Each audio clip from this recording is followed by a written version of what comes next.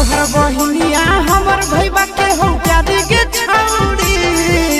तोहर बहिनिया हमर भैया के हो प्यारी के छौड़ी। रहतौ के घरा में दुइयो भैया के ससुरारी के छौड़ी। तो रहतौ के घरा में दुइयो भैया के ससुरारी के छौड़ी। तो मिले खातिर अइबो पारा पारी के छौड़ी। मिले खातिर अइबो पारा पारी के छौड़ी। तो रहतौ के घरा में दुइयो भैया के ससुरारी के छौड़ी। तो रहतौ के घरा में दुइयो भैया के ससुरारी के छौड़ी।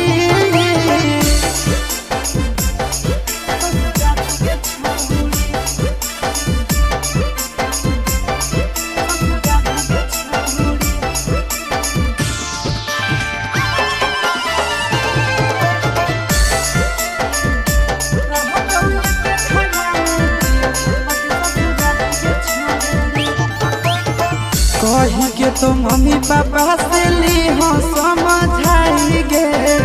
लेबो नहीं दहेज करब फ्री में सगाई गे। कही के तो मम्मी पापा के ली हो समझाई गे। लेबो नहीं दहेज करब फ्री में सगाई गे। आगे अइबो लेके बरतिया तोर दुआरी के छौड़ी। अइबो लेके बरतिया तोर दुआरी के छौड़ी। तो रहतौ के घरा में दुइयो भैया के ससुरारी के छौड़ी। तो रहतौ के घरा में दुइयो भैया के ससुरारी के छौड़ी।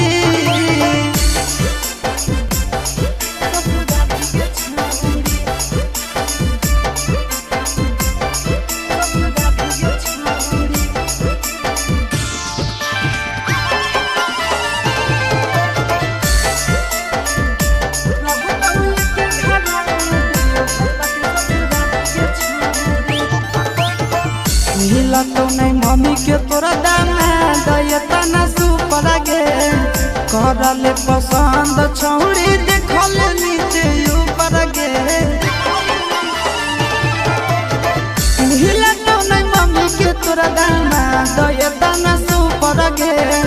करले पसंद छौड़ी देखल नीचे ऊपर गे। सूरज आशीष के मानिले बतिया साड़ी के छौड़ी। सूरज नंदन के मानिले बतिया साड़ी के छौड़ी। तो रहतौ के घरा में दुइयो भैया के ससुरारी के छौड़ी। तो रहतौ के घरा में दुइयो भैया के ससुरारी के छौड़ी।